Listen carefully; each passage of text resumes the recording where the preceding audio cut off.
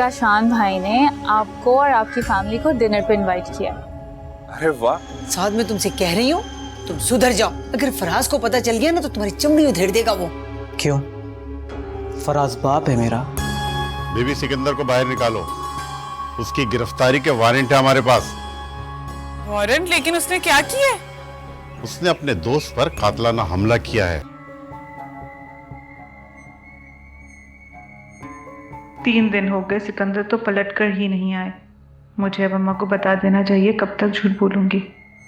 रामीन तो सुन के बहुत खुश होगी, उसकी तो दिली मुराद पूरी हो गई। यही चाहती थी वो, फरा रोए पीटे हाथ जोड़े उसे मदद को पुकारे। बल्कि मैं अम्मा को मना कर दूंगी कि रामीन को ना बताए।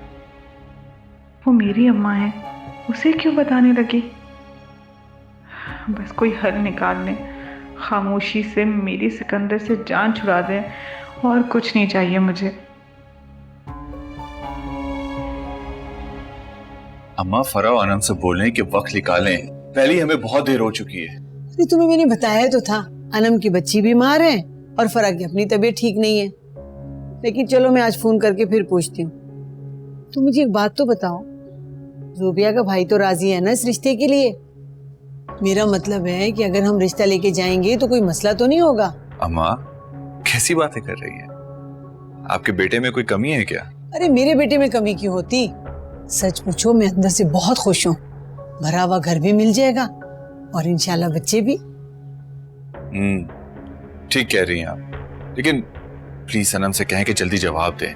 अच्छा नहीं लग रहा कि वो लोग हमारा इस तरह इंतजार कर रहे हैं। अरे मैंने तुम्हें कहा है मैं पूछ लूंगी, लेकिन एक बात का ख्याल रखना, मैं अपनी बेटियों के बगैर कोई कदम नहीं उठाऊंगी, वो हमारे साथ चलेंगी। अम्मा कहाँ जा रहे हैं आप लोग? मैं भी आपके साथ जाऊंगी। कोई जरूरत नहीं है तुम्हें हमारे साथ जाने की। जिस जगह तुम्हें लेकर जाना होता है उस जगह मैं तुम्हें लेकर जाता हूँ, समझ में आई? क्यों? मैं क्यों नहीं जा सकती? जब अनम और फरा जा सकती हैं तो मेरा भी उतना ही हक बनता है ना आप पर। बीबी, हक और फर्ज जताने के लिए ना अहलियत का होना जरूरी है। और मेरे बेटे से आज के बाद मेरे सामने इस लहजे में बात नहीं करना, सुना तुमने?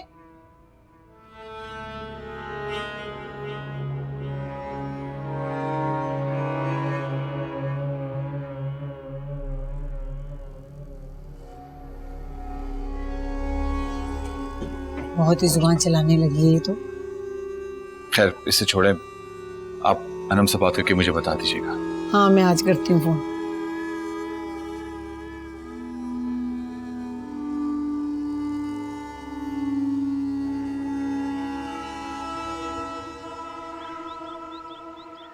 अरे फरा तुम रो क्यों रही हो? मुझे कुछ तो बताओ, मेरा दिल घबरा रहा है। वो अम्मा दरअसल आपको बताया था ना कि सिकंदर गए हुए कहीं।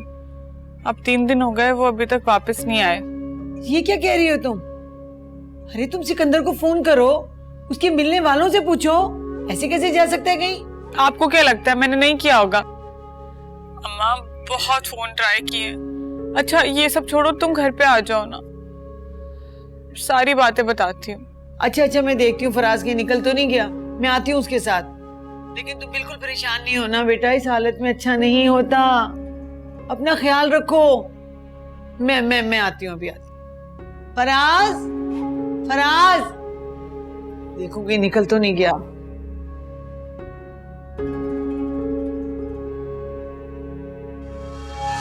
अम्मा आपको अपनी बेटियों का पता नहीं है क्या?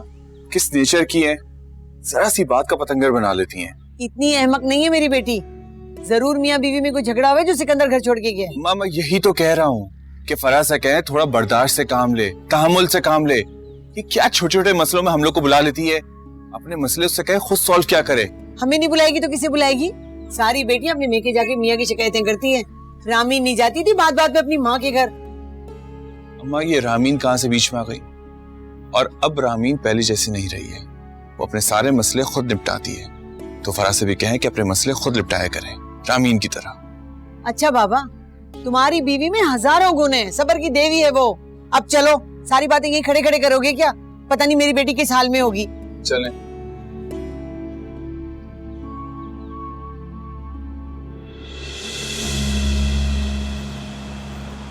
सोच ले दादी, मैं आपको वहां जाने से मना नहीं कर रही, लेकिन हमारा यूं अचानक जाना पता नहीं उन्हें अच्छा लगे या ना लगे। देखो बात सुनो, मैं उनके अच्छा या बुरा लगने की वजह से नहीं जा रही हूँ। अरे भले वो मुझे याद करे ना करे, लेकिन मुझे वो बहुत याद आती है। औलाद है मेरी, शक्ल देखने को तरस गई हूँ मैं उसकी। दादी वो सब तो ठीक है, लेकिन आपको पता है ना वो गाड़ी वाले हो गए और हमारा इतने बड़े इलाके में यूं रक्षे पर जाना मुझे कुछ समझ नहीं आ रहा। बेटा कुछ नहीं होता, हम उसके यहाँ कुछ लेने नहीं जा रहे। और ये वही जाज़बा है जो आते जाते मुझसे रक्षा का किराया मांगती थी। तुम परेशान मत हो, हम जल्दी वापस आ जाएंगे। दादी बात परेशान होने या ना होने की नहीं है, आप तो जानती है ना मुझे सिर्फ उनकी जुबान से डर लगता है। वो बिना सोचे समझे कुछ भी बोल देती हैं। अच्छा क्यों परेशान हो रही हो? भाई हम रामीन से मिल के फौरन वापस आ जाएंगे। अच्छा जाओ ना, जल्दी से अपनी शॉल तो लेकर आओ, मैं इंतजार कर रही हूँ। फटाफट जाओ। जी वो भी है। फरह ये क्या कह रही हो तुम? अरे मेरे पैरों तले जमीन खिसक रही है। तुम्हें तो अब पता चला है अम्मा। मुझे एक हफ्ते से पता है, तब से बर्दाश्त कर रही हूँ और 3 दिन से तो वो सिकंदर भी गायब है। इसीलिए मैंने कहा था पहले छानबीन करवा लें, लेकिन नहीं, आपको तो बहुत शौक है, खड़े खड़े रिश्ता कबूल कर लिया। अब भुगतो। अरे मुझे क्या पता था इतना साफ झूठ बोलेंगे मेरे सामने। शक्ल से तो बहुत शरीफ लग रहे थे, लग रहा था कि मुंह भी दुबई के पानी से धोते हैं वो। धो ही ना लिया। पहले तो तुम मुझे उस सहेली का बताओ जिसने ये रिश्ता बताया था, उसके बाद मैं सिकंदर की जान निकालता हूँ। हमारे साथ धोखा, इतना बड़ा फ्रॉड। अच्छा, इतना जज्बाती होने की जरूरत नहीं है, शौहर है तुम्हारी बहन का। भाई मुझे अब उस धोखेबाज के साथ नहीं रहना, मुझे खुला चाहिए। क्या कैसी बातें कर रही हो? अब तुम दूसरी हालत से हो। सोचते हैं देखते हैं क्या करना है। क्या करना है क्या मतलब? मैं अपनी पाई पाई वसूल करूंगा। इतना सारा जहेज दिया हमने, और वो 60 लाख मैं इतनी आसानी से जाने नहीं दूंगा। मैं सब्र से काम लो, बहनों के मामलात में तलवारें नहीं निकालते। मैं कह रही हूँ ना आराम से बैठ जाओ, कोई ना कोई हल निकल आएगा। मुझे आप बस उस गांव का पता दें जहां से वो औरतें आई थी, फिर देखना। मुझे नहीं पता, मैं गुस्से में थी, मैंने उन लोगों से बात भी नहीं की और सिकंदर ने मुझे कुछ बताया ही नहीं। अल्लाह, मैं तुम्हें बहुत अक्लमंद समझती थी, जमाना साज समझती थी। मुझे नहीं पता था तुम्हें रोशनी में गड़ा ही नजर नहीं आएगा। फराज मैं तो ये कह रही हूँ तो पुलिस स्टेशन जाओ और जिस लड़के को सिकंदर ने मारा था ना उससे बात करो। उसे जरूर पता होगा कि सिकंदर कहाँ है। नहीं अम्मा, मैं ये कह रही थी कि लड़का पता नहीं कैसा हो, क्या कह दे। तो वहीं जाके पता चलेगा कि वो कौन लड़का है और क्या कहता है। अच्छा देखो, आराम से सब्र से बात करना। बहन का घर बचाना है, उजाड़ना नहीं है, वरना हमारी बड़ी बदनामी होगी, लोग बातें बनाएंगे।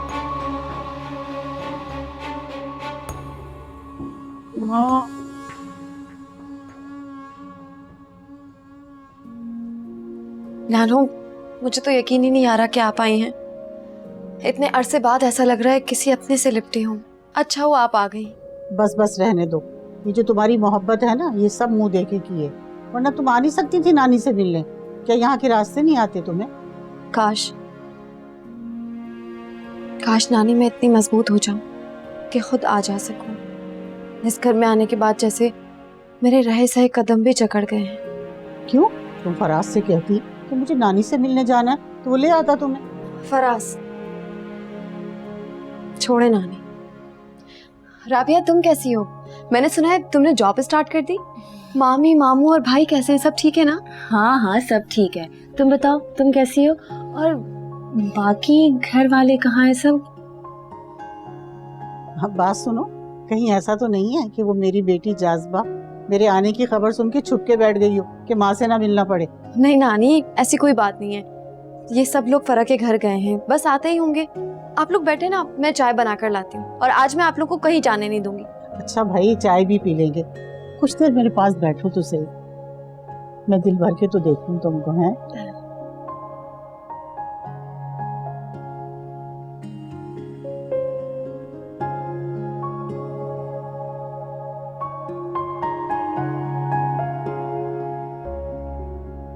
मिस्टर फराज कभी दुबई आए? हमारे वहाँ कई प्लाजा हैं, बड़ी बड़ी मार्केट हैं। आप आए तो आपको दिखाएं।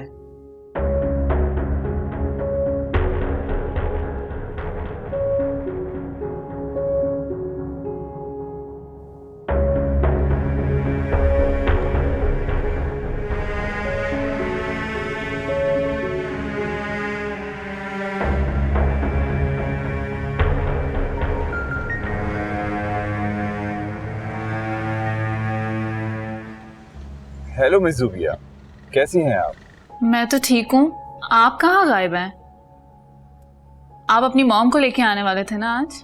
हाँ, वो एक्चुअली आना तो था, लेकिन आपको तो पता है कि अम्मी की तबीयत कितनी ख़राब है। ओह, दैट्स सो सैड। अम्मी की तबीयत ख़राब है तो सिस्टर को ले आए। नहीं, आप बिल्कुल फिक्र ना करें। मैं अगले हफ्ते जैसी उनकी तबीयत ठीक होती है तो आपके घर ज़रूर लेकर आऊँगा। मिस जुबिया, एक काम करते हैं, कल हम लोग कहीं पर लंच पे चलें? कल क्यों, आज कर लेते हैं, बल्कि अभी कर लेते हैं, अगर आप अपनी अम्मी की खिदमत करने में बिजी नहीं है तो।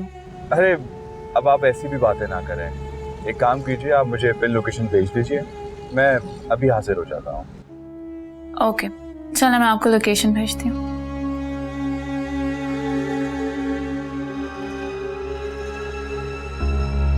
अरे बेटा, थोड़ा सा तो खा लो, कुछ नहीं होगा।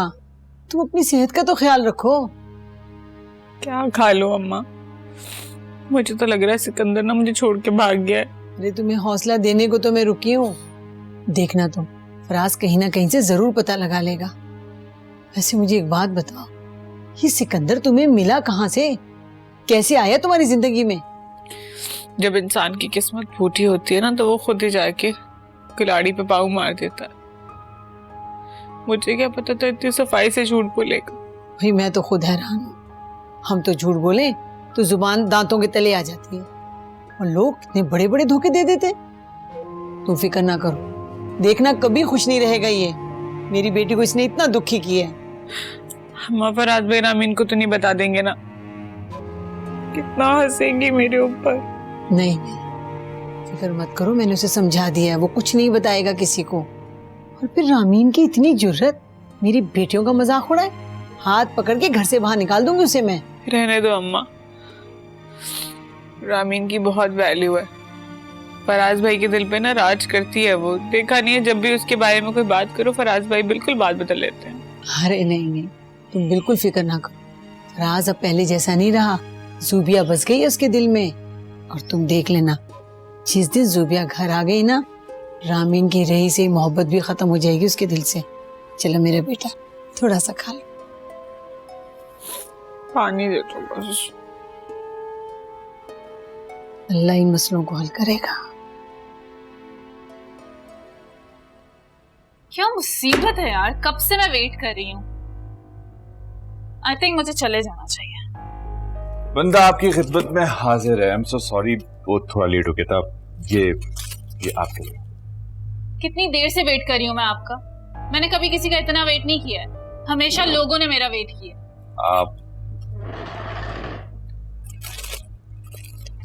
अब तो मैं आ गया हूँ और बंदा आपके सामने हाजिर है। आप जो सजा देंगी मुझे अजीज हो गया। बाय द वे, ये खूबसूरत फूल एक खूबसूरत लड़की है। Thank you.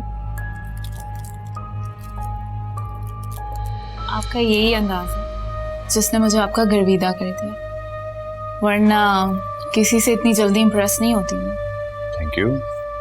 Thank you so much. कोई खास काम था जिसके लिए आपने मुझे यहाँ बुलाया था? आप बातें तो चलती रहेंगी, पहले कुछ खाने का ऑर्डर करता हूँ। अब वेटर। नानो, आपने तो बिस्किट लिया ही नहीं है, प्लीज खाए ना। कर दो बेटा, जब से आए कुछ ना कुछ खिलाए जा रही है। देखो बात सुनो, हम यहाँ खाने पीने नहीं आए, हमें तो तुम्हारी याद सता रही थी, इसलिए हम तुमसे मिलने आए हैं। ताई अम्मी ने भी इतना टाइम लगा दिया, वरना वो फरा के घर में इतना टाइम नहीं लगाते। अब दादी ऐसा करते हैं ना कि आप रुक जाएं, मैं चली जाती हूँ, क्योंकि घर में बहुत सारा काम पड़ा है। अगर मैं नहीं गई तो अम्मी को अकेले करना पड़ जाएगा। कोई कहीं नहीं जाएगा, मैंने मामू से इजाजत ले ली, और वैसे भी वीकेंड है, तुम्हारी कल छुट्टी होगी। अस्सलाम वालेकुम नानी। अरे वालेकुम अस्सलाम। लो भाई, कमाल हो गया, ये मुझे पहचान गया। हाय हाय, मैं तो समझी से बताना पड़ेगा कि बेटा मैं तुम्हारी नानी हूँ, और बचपन में तुम मेरी गोदों में बहुत उछला करते थे। कैसी बातें कर रही हैं नानी, बस थोड़ा बिजी रहता हूँ। आपने भी चक्कर नहीं लगाया, आप ही आ जाती। लो भला बताओ। अरे भाई, हम कहाँ चक्कर लगाते, हमें तो तुम्हारे घर का ही नहीं पता था। वैसे मैं गई थी तुम्हारे पुराने मोहल्ले, तो वहाँ के लोगों ने बताया कि तुम तो कब का घर बेच के जा चुके हो। वो तो इत्तफाक से अजहर को मुदस्सिर मिल गया, उसने बताया हमें यहाँ का पता। वैसे वो तुम्हारी अम्मा कहाँ रह गई? उनको नहीं पता मैं आई हुई हूँ? वो फरा की कुछ तबीयत ठीक नहीं है तो उसके पास रुकी है। और हाँ, लो भाई, माशाल्लाह फरा की शादी भी कर ली और हमें झूठे मुंह पूछा भी नहीं। अरे अनम की शादी पे तो जाज़बा ने अजहर का नाक में दम कर दिया था, लड़ लड़ के आधा जहेज लिया था। हाँ वो नानी एक्चुअली काफ़ी इमरजेंसी में हुई थी तो सबको बुलाना भूल गए। अब मालदार हो गए हो ना तो रिश्ते भी ऐसे जल्दबाजी के मिलेंगे। चलो बुलाना दरकिनार सही, कम से कम इत्तिलाई दे देते कि फरा की शादी हो रही है। अरे हाथ उठा के बंदा दुआ ही देता। जी जी जी। आप रामीन जरा मेरी बात सुनो। अब मैं भी आती हूँ।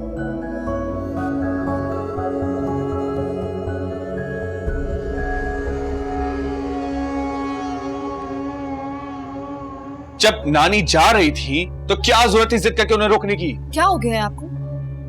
वो आपकी सगी नानी है, आप लोगों से मोहब्बत करती है इसलिए वो यहाँ आप लोगों से मिलने आई थी। मैं ऐसे कैसे जाने देती हूँ उन्हें? हमारा स्टैंडर्ड देखने के लिए आई थी वो यहाँ पर। सब लोगों को लेकर आपके अंदाजे गलत ही होते हैं और नानी ऐसे बिल्कुल भी नहीं है। वो तो दिल की बहुत ही अच्छी हैं, मुखलिस हैं और सच्ची हैं। एक तो तुम्हारा दिल, तुम चांद पे भी चली जाओगी ना तो लोगों की मुखलिसी दिखोगी, ना कि उनकी तरक्की। मुझे चांद पर जाने का कोई शौक नहीं। तुम मुझसे कभी कदम से कदम मिला के नहीं चल सकती। बहुत पछतावा हो रहा है मुझे तुमसे शादी करके। काश ये पछतावा 3 साल पहले होता तो आज मैं यहाँ ना हूँ। क्या कहा तुमने? क्या चल रहा है तुम्हारे दिमाग में? बोलो, कुछ पूछ रहा हूँ। क्या चल रहा है तुम्हारे दिमाग में? खास मेरा हाथ छोड़ो, मेरा हाथ दर्द कर रहा है। अपनी औकात मत भूलो। तुम्हें कहां से उठा के मैंने कहां बिठा दिया है, वरना ये दुनिया ना चच्चा चच्ची के मरने के बाद तुम्हें धूल चटा देती है। समझ में आई तुम्हें?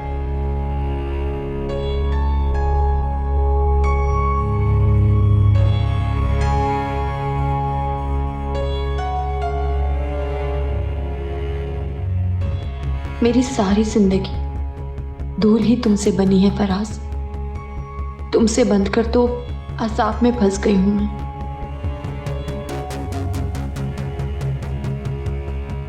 हाँ बताओ, क्या कह रही थी तुम? मैंने क्या कहना है भाई, मैंने आपको सिर्फ ये बात करने के लिए बुलाया है कि अब हमारे लिए सोल्यूशन निकालना बहुत ज़रूरी हो चुका है। अम्मी की इस तरह रोज़ रोज़ तबीयत ख़राब होना कोई अच्छी अलामत नहीं है। तो फिर क्या करें? डॉक्टर चेंज करें? अम्मी की रिपोर्ट्स बिल्कुल ठीक आ रही हैं, लेकिन पता नहीं अम्मी की तबीयत सही क्यों नहीं हो रही। आप मेरी बात क्यों नहीं मान लेते? आप उनको लेके वापस पाकिस्तान चले जाएं। देखिए मामू ने भी जाने की सारी तैयारियां कर ली हैं और वो खुद ही कह रहे हैं कि वो अपने बेटे की जगह आपको उस ऑफिस का हेड बना देंगे, तो फिर क्या मसला है?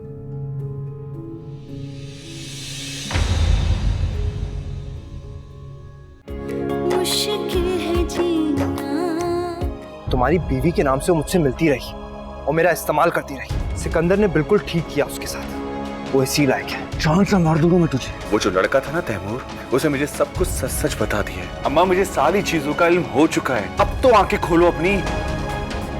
नोटिस तो मिल चुका होगा, अब आगे का प्रोसीजर खुद करोगे या पुलिस को भिजवाऊं धक्के मार के अपने घर से निकलवाने के लिए? तुम्हारे साहब के आशिक का फोन है, कह रहा है इस घर के बदले में मैं तुम्हें तलाक दूं।